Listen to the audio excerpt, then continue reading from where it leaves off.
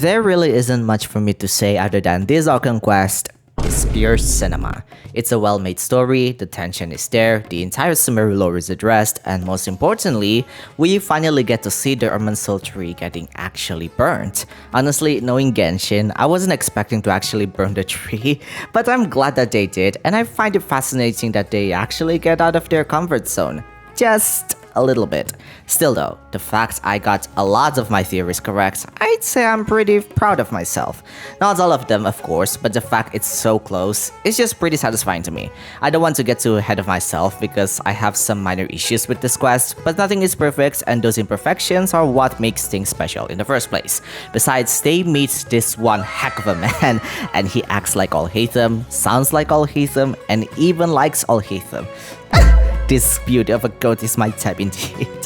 Naturally. Anyways, in today's video, we'll do a very brief recap of the Archon Quest and we can start our analysis from there. As always, don't forget to give this video a like and comment so the channel can be noticed by the algorithm. My name is Glitchxcity and I make lore and commentary videos on the channel to keep you company. Hold up! Before we continue, I just want to let you know that this video is sponsored by me. There really isn't much for me to say here, but I finally opened my art commission. I am available on both VII and Discord, so you can contact me on either platform that you prefer. You can just type vgen.com/nakugitsune and I'll immediately pop up into your screen. Wow, magic! If you're on Discord, just DM me via VGen and I'll give you my username. Here's what I provide. You'll be in full control of the step-by-step process, you'll receive the reference sheets, no generative AI, and you'll receive the speech paint for free by your request. I always want to provide an additional service for you guys, and this is a win-win for both of us where you get something in return, while I receive your additional support to further improve this channel. My commission rates are currently at 10% discount until next month, so be sure to grab your commission before time runs out. Click my VGen link in the description below, or contact me via Discord for further details and get your custom commission artworks today. Now let's continue with the content. Funny story, when I was recording my gameplay, Bandicam got an error and my file got corrupted. Beautiful. There is no way I'm going to recap this whole quest without any sort of gameplay, so I used Streetwise Rhapsody's gameplay for most of the B-rolls in this video. I've been using his videos for some time now since it is quite convenient, so please be sure to check his channel out when you have the chance. Also, this recap is just the surface level of the story to get you up to speed, and we will talk about the interesting bits in the theory section. So if I don't mention anything that you might want me to talk about, don't worry, we will talk about it eventually. The story starts with Kale's dream of how everyone suddenly switches places. Kave became rich, Nilu became a mercenary, Dihya became a dancer, Dori became the scribe, just a huge mess. As funny as this is, it's actually a warning from Nabu Malikata to Kale on what is about to happen in the future. As you all remember, Kale was injected with God's remains when she had Elazar by Dottore.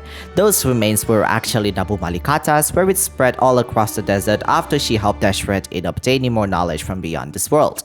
However, we eventually learned more from Thoth that she managed to do this by prying the secrets of Celestia, and it seems she was subsequently punished while her plans were underway. Regardless, her remains scattered, and some that were not gathered by King Deshret were then obtained by Dottore years later. He used these remains for his various experiments, and one of them was injected to Kale. Regardless, Nicole told Kale to immediately inform the Traveler for help and tell Nahida about this dream.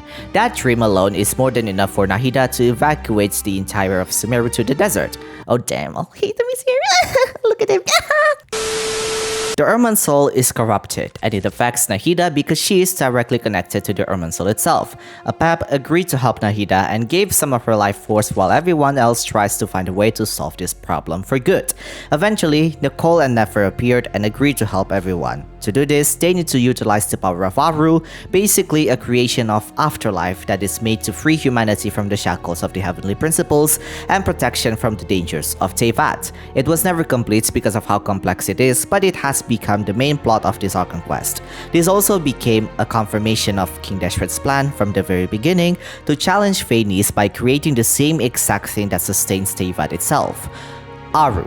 Just like what Nabu Malikata said, King Dashret utilized humanity in creating it, and we'll talk about this later. As they approach the mausoleum of King Dashret to modify Aru, the three Magi, Thoth, Herishef, and Sobek, are freed from their imprisonment thanks to Nefer, who is able to answer King Dashret's questions. Sometime after, the corrupted Irminsul tree arose to the surface, and while it might not look as much, this thing is really big.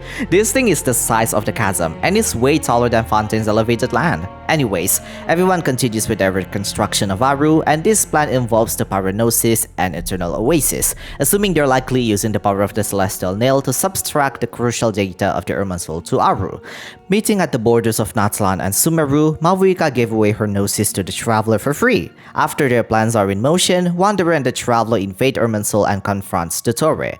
Nahida comes to the rescue and uses the Paranosis to burn the tree. While doing this, however, the four shades of the Heavenly Principles except Asmodee came and confronted Nahida, asking her whether she really wanted to burn the Irminsul tree or not.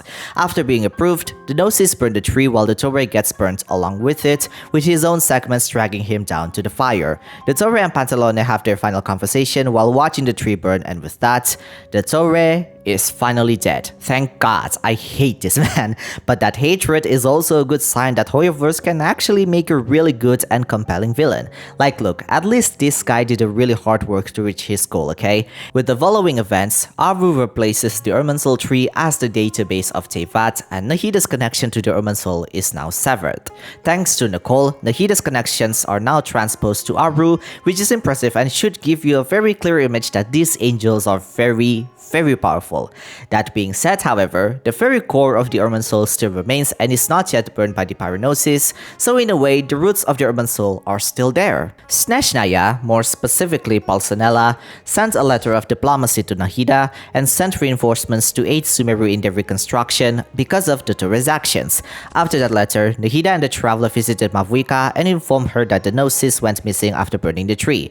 Later, the Traveler visited Mondstadt to thank Nicole, and as per Kale, Nabu Malikata's remains were then transferred to Lilupar, where she finally found peace with her mistress. Kale finally got the ending she truly deserved, and this is where the truth amongst the pages of Purana, the true final act of Sumeru's Archon Quest, officially ends. Now, this is just the baseline of the Archon Quest, and it's worth noting, despite this count as not Cry's Archon Quest, which yeah, strange I know, the final act is considered as Sumeru's Archon Quest with the logo change at the transition. This transition is so cool, by the way. We have a lot of interesting things to talk about, and without further ado, let's do this. The first thing that I want to talk about is Dottore, because I feel like this is one of those things that made you wonder, why is he doing all of this anyway? Well, to put it simply, Dottore is a madman to begin with. He is an extremely selfish guy and will do absolutely anything to fulfill his research. He pretty much says so himself. He devoted all of his life for his own research and nothing else matters to him. He also hated the idea of dying in Teyvat anyway, which is the reason why he created his own segments to extend his life and created a thing called the Elixir of Immortality using the Kynrian technology. But of course, no matter how much elixir that he consumed, he is still human through and through, yet strangely enough, this is quite a success to Pantalone, who is a normal human through and through. Yes, Pantalone, or Feofan Sergeyevich Fexel, is a normal human whom Pierre recruited around 400 years ago. He managed to survive all these years because he agreed to become Dottore's experiment and used the Elixir of Immortality to extend his lifespan for a very long time. This pretty much explains why he was recorded in the Pale Flame artifact set and also cash flow supervision, implying that the credit coupons of the Fortress of Meropide have been there for a very long time. Anyways, the current Dottore we have right now is not the real Zandik, but the 35-year-old segment that is also known as the Omega segment and is the most selfish out of them all. He is also the one who mocked the real Zandik, who at the time was 85 years old when he died due to presumably cardiac arrest. Speaking of that, if you managed to obtain Anomalous Tree Marrow 2 after you defeated Dottore's second weekly boss, we actually got the exact ages of Zandik's segments: 8, 18, 25, 35, who is the Omega, 45, and 65, with Zandik as the main and not Count as the segment. To avoid confusion, just note that the Dottore I mentioned in this video is the Omega segment, and if I need to mention the real one, I will refer to him as Zandik. Regardless, Dottore's main research at the moment is to test the limits of what humanity can achieve, something that is somehow related to what Nabu Malikata said in Flower of Paradise Lost, where she told Deshret to believe in the power of humanity and do as she told. Deshret did just that by ordering the humans of Visera to create Aru. Dottore, however, took it in a different direction, where he, using himself and funding from Pantalone, ascended to godhood in Notcry. Now, if you read the anomalous 3-hour tree, you might read at the end of the notes that Dottore split his soul in two, and this is actually addressed in the Archon Quest as well. To put it simply, Dottore split his soul into two, and when the Archon Quest happened, he died in Notcry, and it was the time where both merged together. The one we faced in Notcry is half of that soul, while the other is injected into the ley lines in a form of data. Hence why you see a cutscene where Dottore made a contract with Pantalone to deposit his data within the Northland Bank. Pantalone's role in this Archon Quest is to inject that data into the Irminsul, and honestly, whether he injected the entirety or not, I'm not sure myself. One interesting thing I need to point out is that he did not use the power of the Abyss to corrupt Irminsul. That's it. If he did, then the game would have mentioned that by now, but they didn't. Basically, Dottore has gained full control of the Irminsul and corrupted the data directly from the inside. It's the same as how Nahida deleted Rukkhadevata and Scaramouche deleted himself from the Irminsul, but that didn't corrupt the data either. But of course, let's not forget that Dottore did achieve something that he needed in Notcry despite already dying, and that information regarding the 3 moon goddesses seems crucial enough. Remember what he said. No, it never was. I am glad to be able to control Irminsul from within. Now I shall attempt to create a new world inside the existing one. Dottore wants to create a new world from within the existing world. The power of the 3 moon goddesses are enough to create life from zero, and this is something that is mentioned in Columbina's Trilunar Convergence story. The only thing that it couldn't do, however, is to revive a dead person, or at least a mechanical life form, which in a way, that's understandable. So of course, it doesn't seem that gaining the authority of the moon is not just a mere experiment. It's part of the process. Dottore's experiment is to test the absolute limit of humanity, something that he mentioned himself in the quest, and it seems he did a very good job at doing just that. However, there's one interesting thing to ponder on. What about Dottore's records? Here's the thing, we know that Dottore is dead, as in literally dead, but that doesn't mean he couldn't be revived as someone else. You might remember in one line where Dottore and Pantalone talk about a new possible experiment where Dottore might be revived in the form of memories from someone else. Most of the Fatui Harbingers are already dead.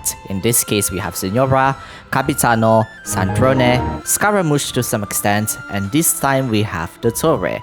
Despite their deaths, however, all of them are preserved in some way, with Signora's body being stored in Zapolioni Palace, Capitano is in the Night Kingdom, Sandrone's core is delivered to Fontaine's Research Institute, and Scaramouche is now turned into Wanderer. Dottore's case is unique because even though all of his data is already injected to the Irminsul, there might be a chance that someone will create a new Dottore using the memories of the living. Since Dottore is using Pantalone as the example, it might be possible that playable Pantalone might be a combination of both Dottore and himself. Personally, I don't want that to happen because I find Dottore's ending is already well written. But even though my artistic mind says that, I'm pretty sure there are many fans who will buy into the idea of Dottore returning anyway. But let's not forget that the Travail trailer says this. She is a god with no love left for her people, nor do they have any left for her. Her followers hope only to be on her side when the day of her rebellion against the divine comes at last. So if the day when Anastasia's plan is finally in full swing, there's a chance that all Harbingers will be by her side at the time.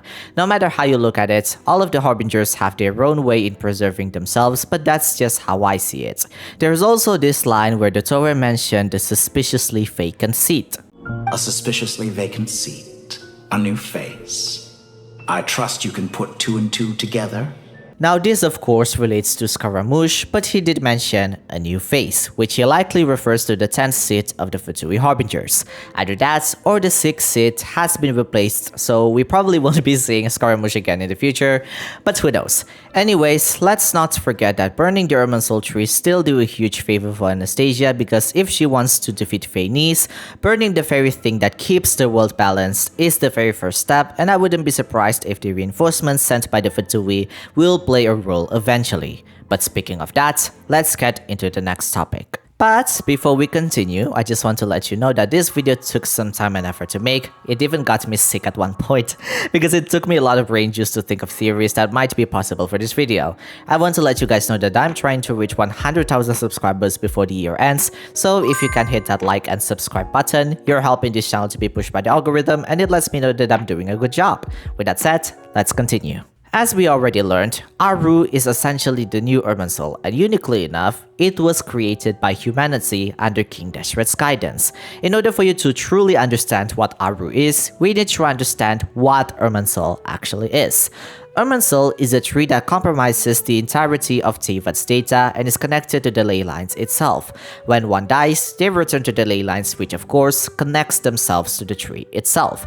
Contrary to the popular theory that King Irmin or Phanes planted this tree, Irminsul is always a part of Teyvat and was already there before Phanes usurped the planet. Basically, it became the source of the light realm for the dragonkind, and of course, when Phanes came, it was repurposed to serve humanity, and it is split into 7 elements to combat the abyss better.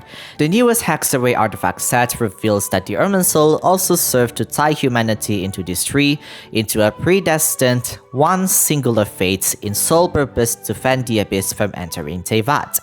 When someone deviates from that fate, Phanes will not hesitate to burn their fate and existence from that tree in hopes to not allow the abyss to enter at all.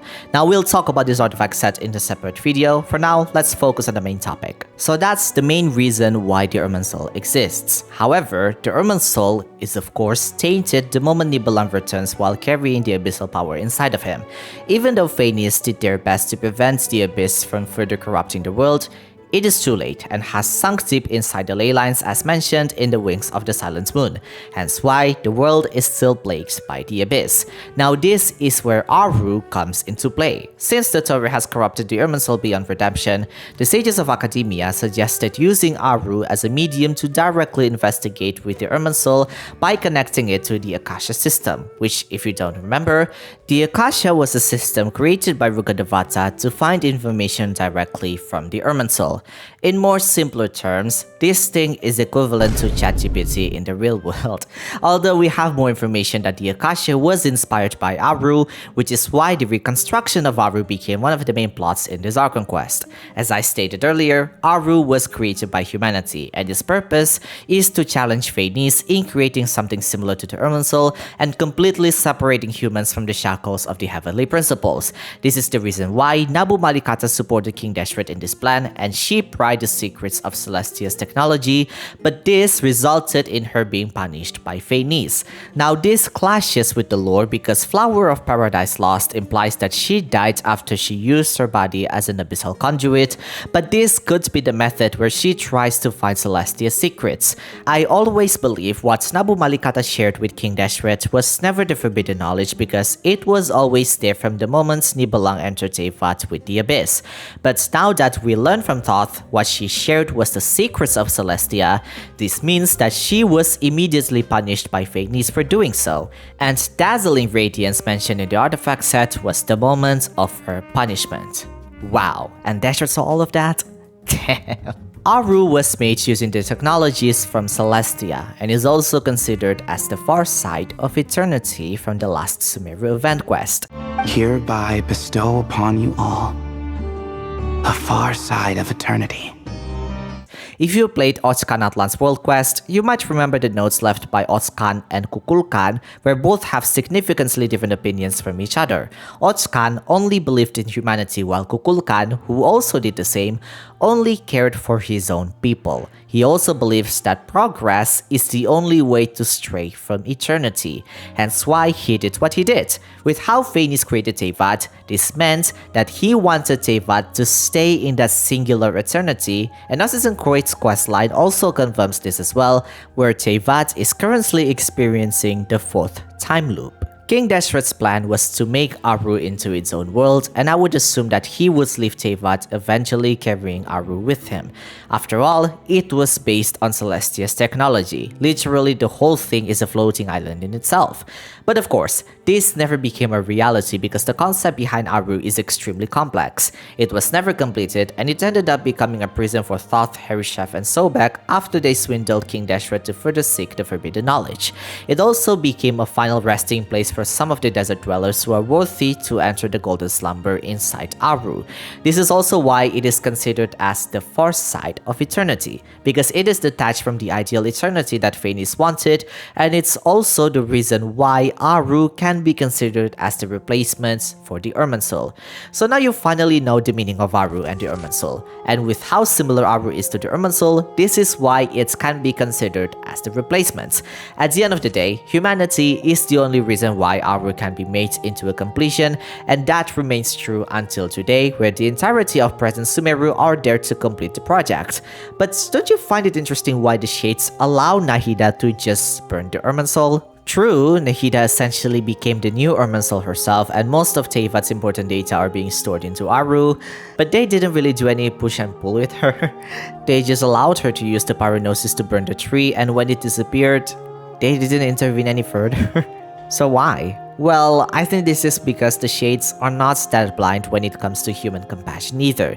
We learn further from Nicole that the Shades are not just the rulers of their respective fields, but they're also the Archangels. This is fulfilled on Nicole's voice line about Zabai, where she refers to Istaroth as an Archangel, since Zabai is directly connected to her. It might be the reason why even the Shades are not that hesitant to help humanity in their time of need, especially Renova, who went against Phanes' ruling and created the Night Kingdom with the awhile that you've seen. However, we can talk about this in another video. Now adds more questions. Why does Deshret need humanity if the blueprint is already there? True, it could be because he needed manpower, but there has to be more answer to that, right? Also, don't you find it fascinating why humanity in this game is considered more superior than gods? Even Aru can only be operated by humans and not by the gods. So why? Something strange about this quest is when Nicole introduces herself and Nabubalikata as an angel. Yes, just like me, she was an angel created by the primordial humans. What?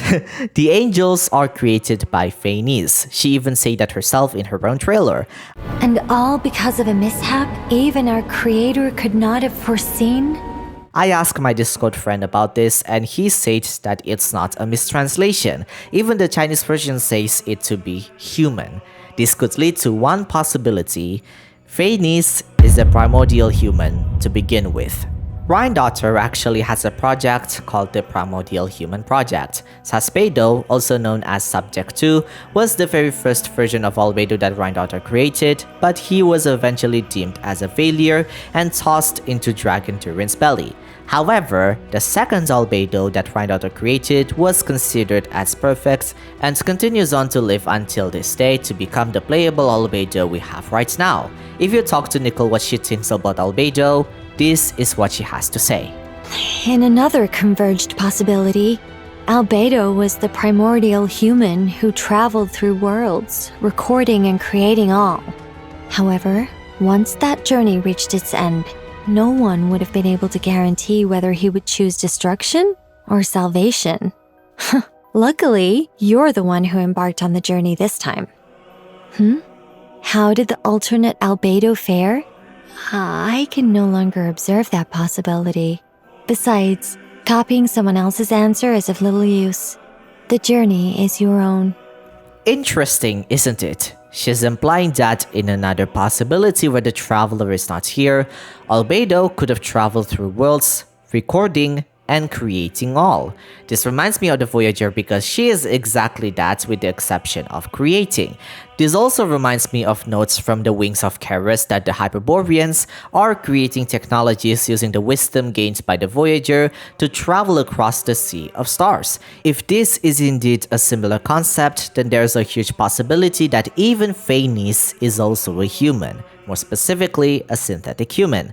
There's also the primordial human story that is mentioned in the Temple of Space, where if you remember the tale told by Melanta and Historia, the first human was created when the God of Light created a body in its own likeness, only for it to be stolen by the King of Darkness. Light and darkness met, thus creating the primordial human. In Nahida's second story quest, Apep admits that she devoured King Deshret because he accumulated an immense amount of forbidden knowledge with the help of Nabu Malikata. If we combine that with Flower of Paradise Lost and more recent lore from the Three Magi, then the secrets of Celestia also contain the power of the Abyss. Strange, isn't it? Why did I say that? At one point in the quest, Sobek will ask you if you know the relationship between Apep and King Deshret. He says that King Deshret coveted the secrets of Celestia and used this to trick Apep when slowing him whole. That in itself should be a huge nail in the coffin that the knowledge of Celestia is already considered as abyssal in nature, isn't it? Let's rewind what Apep and Sobek has to say again.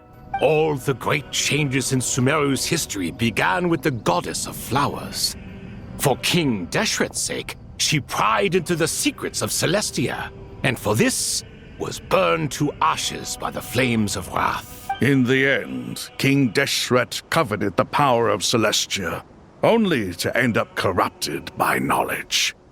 His final act was to trick the dragon into swallowing him whole, leaving her to bear the torment of his sins.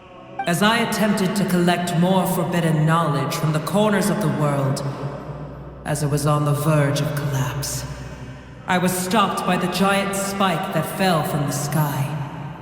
But you still didn't give up, did you? Because of Amun Al-Ahmar.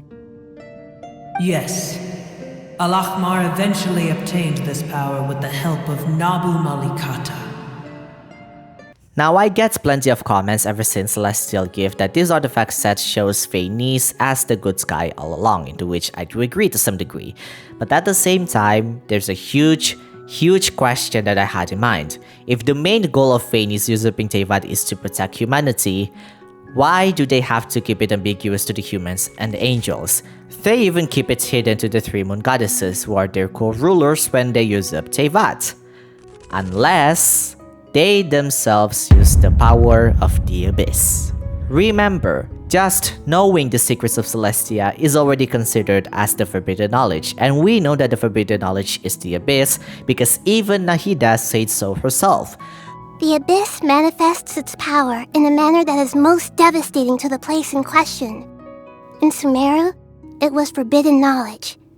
In Natlan, it was monstrous creatures. Let's not forget that I, for the millionth of time, have told you guys about the lore of the Wings of the Silent Moon, that the Irminsul is abyssal in nature. And for what reason did Monomach find Phanes suddenly chilling in this place anyway?